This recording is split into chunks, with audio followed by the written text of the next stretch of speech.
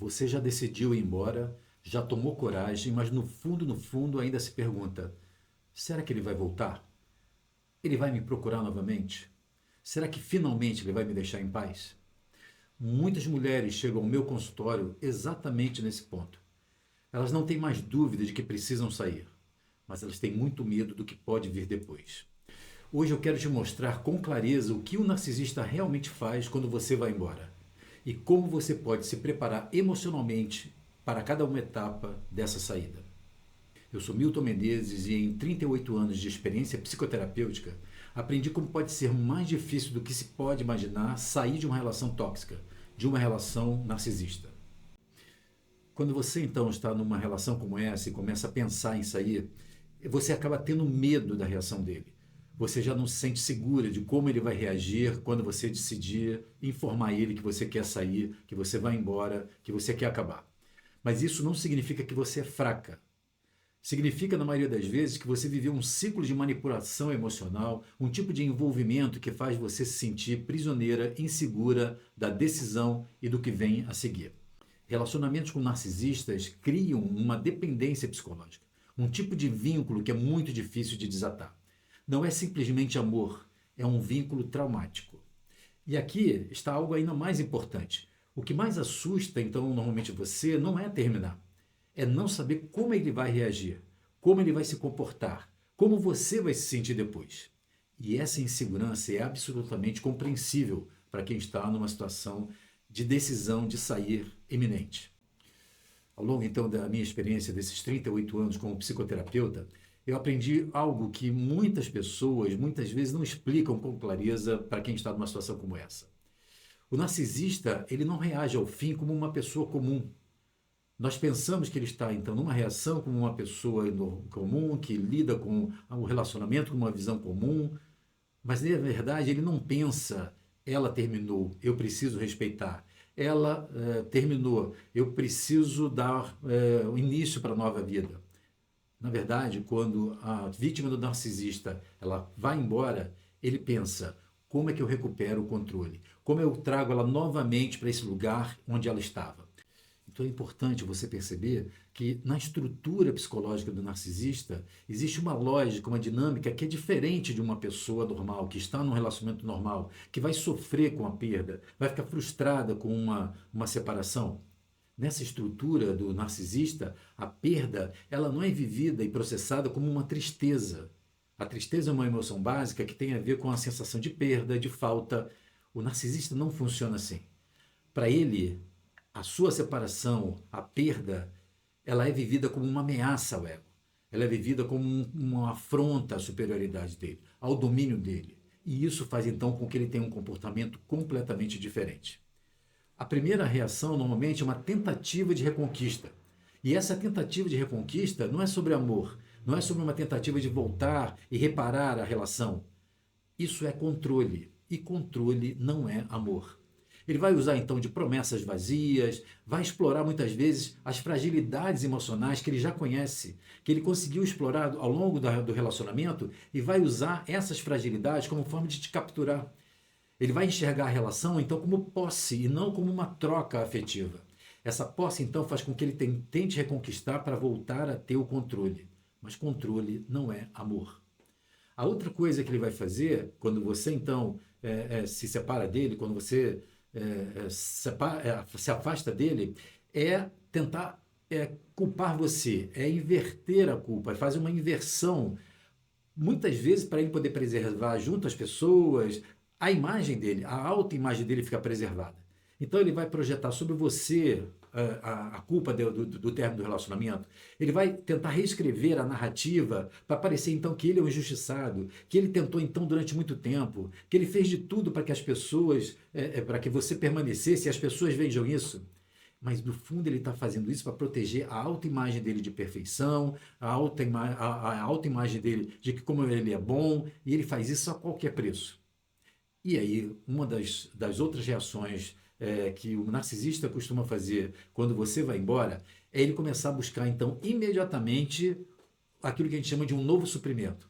Ele vai então começar a buscar o mais rápido possível pessoas que possam continuar nutrindo ele na necessidade da grandeza dele, da grandiosidade dele, da imagem dele, da importância dele.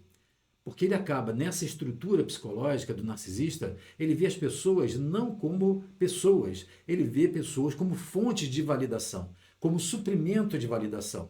Ele então faz muitas vezes uma substituição de parceiros com facilidade, porque não é o afeto que está envolvido, é que ele não pode sentir a perda de alguém que o valide. Então, rapidamente, ele é capaz de mudar esse suprimento, ele é capaz de mudar com facilidade de parceiro. Algumas vezes, alguns narcisistas vão manter, ao longo de muito tempo, ex-relacionamentos como se mantivessem numa reserva, como se mantivessem esse ex-parceiro numa prateleira. Porque na hora que ele então percebe que não está conseguindo com o relacionamento atual, ele rapidamente lança a mão da prateleira, traz esse ex-relacionamento para continuar sendo abastecido na sua necessidade de validação, de reconhecimento da sua imagem, da sua superioridade. Alguns outros narcisistas, quando você se separa, eles percebendo a falta de controle, eles vão desenvolver um comportamento e uma reação de raiva, de perseguição. Pode inclusive surgir um tipo de comportamento obsessivo sobre você, de acompanhar você, de stalkear você nas redes sociais, perseguir mesmo, querendo saber o que você faz, onde você está. Faz tentativas de, por exemplo, reaparecer de repente na sua casa, invadir os espaços onde ele sabe que você vai estar, espaço de trabalho, espaço social. Na visão do narcisista, essa raiva é um desespero porque ele está perdendo a fonte que alimentava a imagem dele, a superioridade dele ou a grandiosidade dele.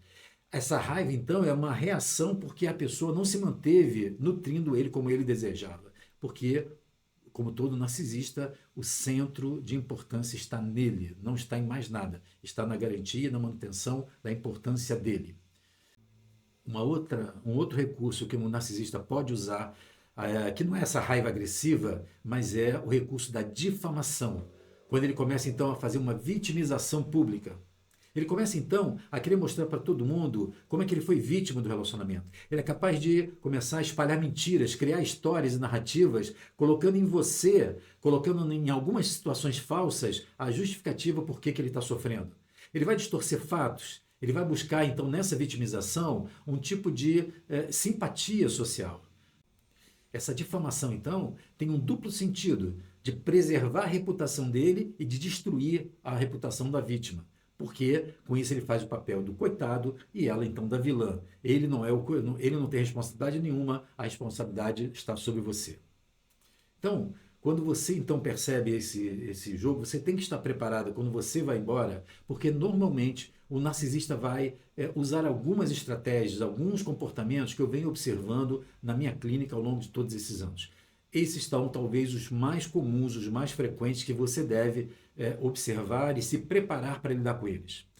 Talvez a primeira reação, normalmente, quando você vai embora, que o narcisista realiza, é uma fase que eu chamo de uma sondagem. É uma sondagem silenciosa. Ele normalmente faz uma sondagem não tão ostensiva, mas ele vai então testar você, vai testar saber manter algum contato, vai mandar uma mensagem casual, vai dizer, por exemplo, nas suas redes sociais, vai fazer um comentário, vai fazer uma visualização, vai curtir a sua rede social. Esse curtir inesperado, ele tenta criar com você algum tipo de checagem de qual é a condição dele poder rapidamente voltar a ter você sob controle. E aí tem as frases típicas, né? Ah, oi, eu estava lembrando de você. Ouvi aqui uma música e me lembrei de você. Passei naquele lugar e me lembrei do nosso tempo.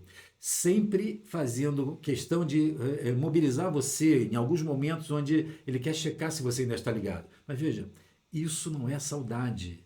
Na verdade, isso é um teste, é uma sondagem, um teste de controle. Ele está checando se realmente qual é a condição dele de trazer você novamente para o lugar que ele quer que você esteja. Um outro comportamento, uma outra estratégia que o narcisista vai usar é uma tentativa de seduzir você, de envolver você para o retorno. Né? Alguns profissionais chamam isso de hoovering. É um termo em inglês que fala dessa sedução. Então, se você, por exemplo, se deixou o narcisista, se você, por exemplo, não está respondendo, se você se mostra, então, por exemplo, firme nas tentativas dele de abordar você, de saber sobre você, ele então começa a intensificar essa abordagem. Ele começa a intensificar esse tipo de sedução. Ele começa então a mandar mensagens ou tenta contato com você, fazendo promessas de que agora ele está recuperado, que ele caiu em si, que ele viu agora como realmente esse relacionamento era importante para ele.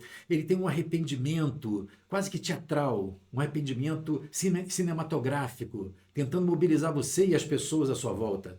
Ele faz então declarações profundas, é capaz de mandar textos, mensagens de efeito, é capaz de mandar flores. E normalmente a frase, né, o argumento típico é: eu agora mudei, eu agora sou diferente, vai ser tudo diferente entre nós. Veja, ao longo desses 38 anos de consultório, eu raramente vi uma mudança real num narcisista desse tipo. E os poucos narcisistas que, quando procuram uma terapia, eles estão em busca de resolver um sofrimento, somente quando eles percebem o verdadeiro sofrimento é que eles têm uma chance de mudar. Mas na maioria das vezes não há um sofrimento real. O sofrimento ele está perdendo aquela nutrição, aquele abastecimento, aquele suprimento de atenção, de importância e de admiração dele. Então, essa sedução não é por conta do afeto. Ele não vai realmente se propor a mudar. Isso tudo é uma forma teatralizada para conquistar você. E vou dizer mais, na maioria das vezes, esse narcisista não faz isso porque numa estratégia maquiavélica para trazer você de volta.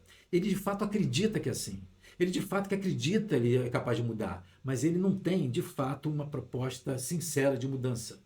Ele quer trazer isso porque ele quer e acredita que você precisa estar do lado dele. A terceira, talvez, estratégia que eu mais vejo no consultório ao longo desses anos, que a vítima acaba sofrendo, é quando o narcisista entra nessa fase da culpa e da inversão da responsabilidade. Então, se a abordagem inicial não funcionou, se a sedução, esse envolvimento, o arrependimento não funcionou, aí ele passa para a acusação. Então ele vai dizer que você está desistindo fácil demais, que você então tinha falado que gostava, que amava, então na verdade isso não era mentira, que você então agora está me fazendo sofrer, que você está me abandonando, a todas aquelas promessas que você fez agora você não está cumprindo.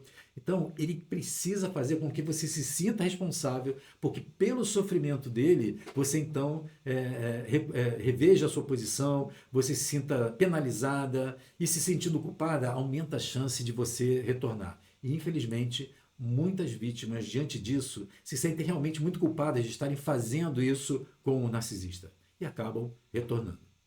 Quando, então, mesmo nessa culpa, com essa inversão, com esse tipo de acusação, o narcisista não consegue trazer você de volta, ele, então, entra numa fase que costuma ser muito dolorosa para a vítima, que é a difamação. Ele, então, começa a contar uma nova história. Ele começa então a falar para as pessoas o quanto que ele investiu na relação, o que ele fez. Ele vai ser capaz então de começar a contar alguns detalhes, segredos seus, para dizer o quanto que você é perturbada. Ele vai dizer então isso, que você é instável, que você é exagerada, que você é fria, que você não dá importância, que você só pensa em você. Isso então faz com que ele crie uma imagem onde ele tem dois ganhos. O primeiro é que a imagem dele fica preservada, a autoimagem de valor, de superioridade dele fica preservada e ele diminui a sua. Ele fica com o prazer de perceber essa diferença quando ele promove a dele e diminui a sua, não tendo qualquer tipo de empatia sobre o que ele é capaz de falar sobre você. E uma das outras coisas que também costuma ser de muita dor para a vítima de repente se dar conta que o narcisista, e esse é o quinto comportamento estratégico que ele costuma usar, ele faz uma substituição rápida de você. De repente, então, ele aparece como outra pessoa.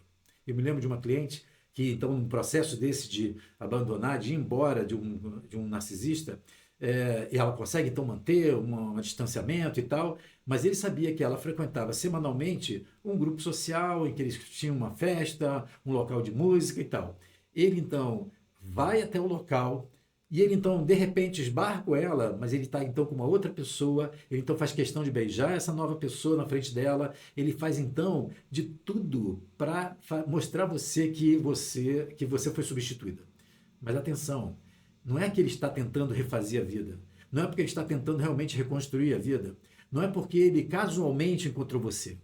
Isso ele está fazendo para afetar você e para garantir o suprimento afetivo dele, o que a gente chama de suprimento narcísico. Ele precisa desse suprimento, então ele vai fazer uma substituição rápida, mas não é afeto, não é porque ele está recomeçando. Ele quer mostrar você para ver se você ainda volta e quer alguém que substitua esse nutrimento. Pessoas para ele não são pessoas, não são para trocas, são apenas fontes de validação, fontes de reconhecimento, fontes dessa manutenção da sua imagem e do seu valor. E uma outra estratégia que também costuma ser muito dolorosa e às vezes fazendo um processo de verdadeiro enlouquecimento da vítima é quando o narcisista faz o que a gente chama de uma vigilância sutil. Ele começa a vigiar você, começa a vigiar os seus passos. Então, mesmo distante, mas ele observa. Ele então, quando você vê, ele está com o carro da esquina. Ele está passando pelos locais e está vendo você. Quando você está passando no shopping, quando você vê, ele está distante olhando para você. Ele começa então a vigiar você no que você faz nas redes sociais, no que você posta, nos lugares que você foi. Ele começa então a procurar e a querer saber de você com os amigos em comum. Aqueles amigos que antes faziam parte do mesmo grupo social, ele vai querer começar a saber sobre você. Ele vai querer ter informações sobre a sua vida. Ele quer, então, mandar informações diretas para você. E aí eu vou mais à frente fazer um vídeo, você vai poder identificar aí no canal, sobre justamente essas pessoas que indiretamente acabam alimentando essa ligação, essa tentativa de controle do narcisista. Então, ele fica fazendo essa vigilância, ele não aborda diretamente, mas ele mostra permanentemente que ele está presente, marcando a presença dele. Então, esse distanciamento não significa que ele entendeu, que ele está respeitando. Significa apenas que ele está mudando de estratégia, fazendo você perceber que ele continua no seu campo para que você não tire ele do seu campo. Você pode tentar se afastar, mas ele procura estar presente no seu campo o tempo todo.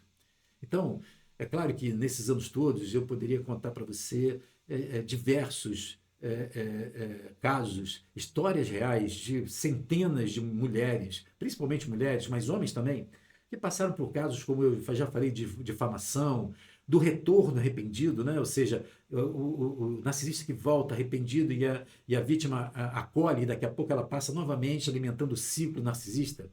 Aquele silêncio, então, punitivo, que depois vira fúria, né? Quando você vai embora, ele fica em silêncio, mas depois vem com uma fúria da difamação, da agressividade, o novo relacionamento imediato.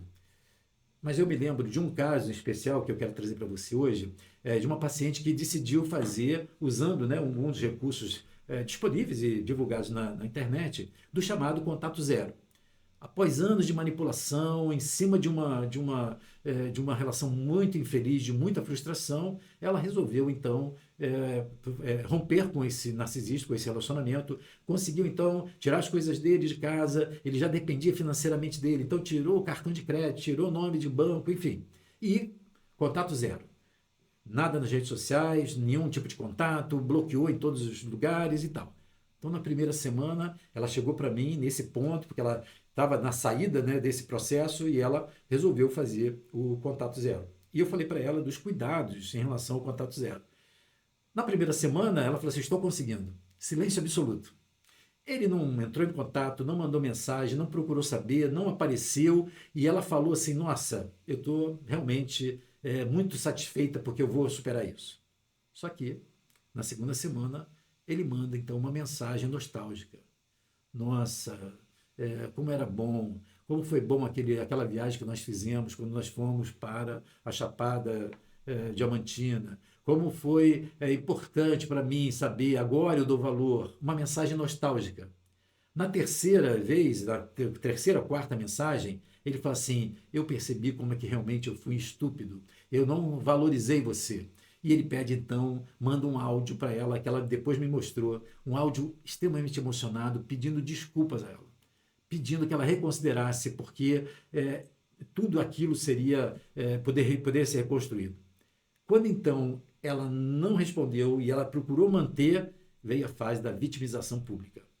Ele então começou a se vitimizar para as pessoas, ele ligou para o filho, para um dos filhos dela, que tinha acolhido ele no relacionamento e falou como é que ele estava sofrendo, que ele estava deprimido, que a vida dele não fazia sentido. Ele falou com uma outra pessoa próxima a ela, uma amiga muito, muito próxima, e ela começou a ficar constrangida com aquilo, começou a ficar penalizada e acabou voltando.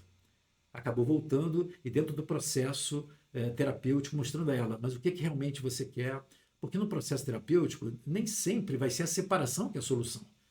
Por isso que o contato zero tem que ser feito com algum cuidado, porque não adianta simplesmente separar se você não muda o seu padrão interno. Ele então volta e tudo começa a se repetir como se fosse num roteiro, um roteiro de novela. Para depois então finalmente ela faz uma nova ruptura, mas então naquele momento teve alguma coisa diferente. Ela finalmente entendeu algo decisivo. Ele não estava sofrendo por amor. Tudo aquilo que ele fazia não era por amor, era só porque ele estava perdendo o controle. O sofrimento dele existia, mas era porque ele estava perdendo o controle, não é porque ele a amava. E foi ali que ela, percebendo isso, ela mudou esse padrão interno e aí finalmente ela conseguiu se libertar. Mas existe uma verdade que a maioria das pessoas não quer ouvir, porque ela é realmente dura, ela faz você ter que rever a sua posição, rever o seu sentimento, mas essa verdade é a seguinte: ele pode até voltar, ele pode dizer para você que ama você, mas não vai voltar necessariamente por amor. Ele volta porque ele acredita que você ainda é acessível. Ele acredita que você ainda vai continuar suprindo a necessidade emocional dele, a admiração dele. A mente narcisista não funciona como uma pessoa normal. Na mente dele, a fantasia ilusória, a fantasia permanente, quase obsessiva, é que eu posso retomar, eu preciso retomar você quando eu quiser. Eu preciso ter você de qualquer maneira. Não é importante a sua vontade. Eu preciso de você. Então, quando você reage, quando você então tem uma reação de fúria, ou quando você fica tentando explicar, quando você tenta discutir, ou quando você fica tentando se justificar, ele então sente que ainda tem mais acesso a você. Ele sente que consegue atingir você, que você está enredada. Esse ciclo ele só vai terminar quando você se torna emocionalmente inacessível. Quando realmente você entendendo o seu padrão, você sai dele. E aí então você é capaz de ouvir isso sem se tocar, sem se deixar ser tocada no seu sentimento. O seu amor não cura o narcisismo. A sua dedicação à relação não vai melhorar o seu parceiro narcisista. A explicação que você tem quando você entende a personalidade dele, a estrutura de funcionamento dele, não faz com que ele mude. Uma promessa não vai fazer com que ele transforme toda a visão que ele tem. Essa é uma verdade difícil, mas ela é necessária. Você não vai conseguir, com o seu amor, mudar o narcisista. Agora, você chega então no final, você decidiu ir embora, você então se prepara para isso, você então começa a avaliar as suas possibilidades. Então a pergunta agora não é: será que ele vai voltar? Será que eu vou conseguir? A pergunta fundamental para você nesse ponto é se você está preparada para não entrar no novo ciclo. Essa que é a grande pergunta. Ir embora, com certeza, é o primeiro passo. Fazer contato zero é uma etapa importante inicial. Manter-se firme é que vai consolidar a sua liberdade. Mas não adianta você simplesmente sair, você tentar fazer contato zero, se você não mudou esse padrão interno emocional que faz com que você tenha entrado numa relação com ele, permaneça numa relação com ele. Porque se mantiver esse padrão, você tende a voltar ou deixar que ele volte. Ou pior, você se afasta dele, mas vai acabar atraindo um outro parceiro, uma outra relação, onde ele tem a mesma característica narcisista. Então, veja então no próximo vídeo, que eu vou aprofundar esse tema sobre a dinâmica do narcisista, para que você possa então estar preparada para poder sair, para poder então se fortalecer emocionalmente, e aí, além do contato zero, da pedra cinza, você realmente mudar aqueles ganchos que fazem você ainda ter dificuldade de ir embora e poder seguir a sua vida de uma forma equilibrada, para evitar que você tenha uma recaída e se arrependa depois disso. Porque para fazer esse movimento sair, é preciso coragem. Mas para permanecer fora, é preciso que você tenha consciência do que te prende ali.